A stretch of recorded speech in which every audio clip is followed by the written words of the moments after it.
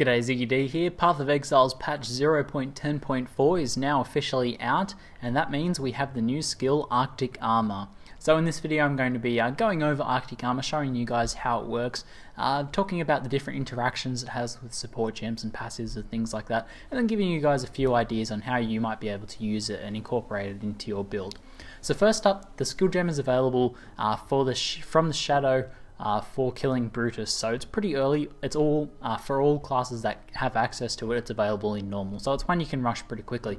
As you can see here, I've just rushed up a new shadow here to level 10, and I'm able to use it. I just use some fire trap, poison arrow shenanigans to level up quickly and get it.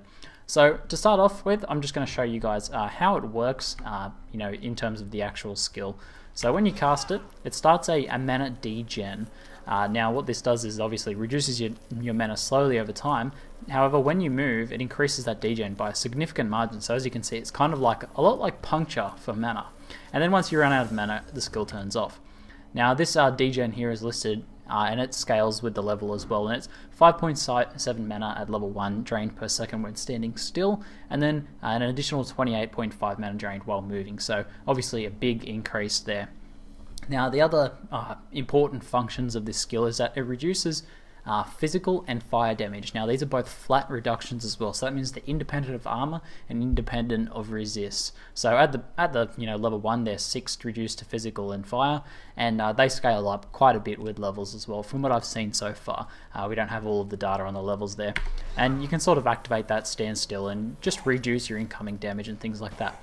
Now the fact that that is a flat reduction is pretty interesting, because it means it can reduce things like reflect and the fire from void bears and things like that, even if you don't have armor. So if you're using a class that isn't using any armor at all, this will give you something that can give you damage reduction, which might not be available to you. So as you can see here, just with me having Arctic Armour activated and standing there taking some hits from some skeletons, my life regen alone was able to recover the amount that they were hitting me for, and that's because they probably don't hit me for much more damage than 6 really, so 6 is a big reduction for the actual damage they do. Now the other important function of this skill is that when you activate it, I just need to regen my mana up there. When you activate it, anything that pretty much is in this really tiny circle around you is getting chilled, so it's getting slowed movement speed and slow attack speed, but also anything that crosses over this ice trail there. Now the ice trail has a duration of 1 second, as listed on the gem here. It says, where is it? Duration, base duration is 1 second, and that refers to that ice trail there. Now this feeds into the only support gem that works with Arctic Armour so far that I think is the only one that works with Arctic Armour, is the increased duration support gem. So if you're looking for a support gem to use with Arctic Armour, increased duration is pretty much it. It doesn't have an AoE tag, so you can't increase the AoE. Even though it's listed as cold, it doesn't do any damage, so you can't increase the cold damage or anything like that. So it's really just about that chill effect. And if you're going for a build that's trying to use the chill effect of Arctic Armour especially that ground chill effect, then increased duration will be an excellent one to have. And also any increased duration, increased buff duration and things like that. Actually, it might not. The ground ice might not actually count as a buff, so you'll have to be careful with those passives as well, and only pick ones that list increased duration of skills and things like that.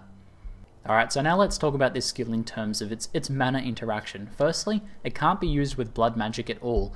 The mana degen there, so 5.7 mana drained per second, can only work on mana, and it can't work on life, and that's because the skill itself has no mana cost, no mana reserved. As you can see, it's got a 0 mana reserve, so if you have blood magic and don't have any mana, it won't work. Now in theory it should work with the blood magic support gem, but I've been getting reports of people that this isn't actually the case, and that might be a bug. It might work with the blood magic support gem in the future, but in reality there's absolutely no point to putting it on blood magic, because the mana degen is always going to apply to your mana, and it won't apply to your life at all. It's specifically mana, and it can't apply to your life. So if you have a blood magic build, then you're not going to be able to use this skill at all.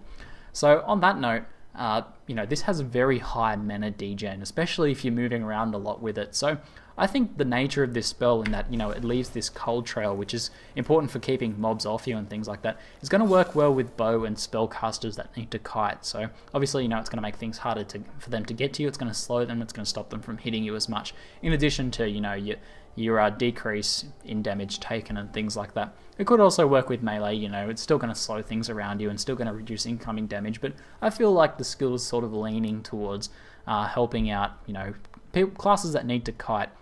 So while you're kiting, however, the mana cost is really absurdly high. Any normal mana build, I don't think will be able to support this skill leveled up especially. Maybe with some mana regen gear and things like that, mana regen passives, you might be able to support it at low levels, but that means you're not going to benefit from the full effect of, you know, the physical and fire damage reductions. For that reason, I think the best classes to be making use of this are going to be Eldritch Battery classes, using, you know, the point of Eldritch Battery is to get a really high mana pool to get a lot of mana regeneration, and I think with a good Eldritch Battery build you should be able to get enough mana regeneration to support Arctic Armour indefinitely, and that's kind of going to be the goal with this shadow I'm building here. So I'm thinking about using a shadow that, you know, really takes advantage of the kiting opportunities of Arctic Armour, and you know, uses that to slow enemies and is able to support that mana cost pretty much permanently while I'm kiting around. So that'll be pretty interesting to test around and see with that. But, you know, there's other implications of what this could work with. You know, it could work with certain types of casters, and it could even work with some melee builds. And while I don't think it's a terribly exciting skill in terms of, you know, building a build around it and having it be the main ability of your build, I think it's going to be an excellent supplementary skill for certain builds. I think it's pretty niche, and I wouldn't, you know, go rush out and level a character just to use it, but if you have an idea for a build that, you know, maybe this is sort of going to enable, it's going to slot into the build pretty interestingly, then, you know, that could work, and I think it's going to be pretty cool for that. So the final thing I just wanted to mention, which I actually only just found out, was that the quality bonus for Arctic Armour is actually move speed, and it's about 0.2% per quality percent. So at you know, 20 quality, it's going to give you a 5% increase in move speed. That's not massive, but for a build, a skill that, you know, is pretty supplementary, and if you're able to slot it into your build without having any really negative impact, then that move speed bonus should go nicely with the idea that this is sort of a kiting skill. But overall, it's not. I don't feel like it's a massive quality, you know, bonus. Something that if you're just using this as a melee character, it's probably not going to be, you know, really worth getting a quality Arctic Armour for.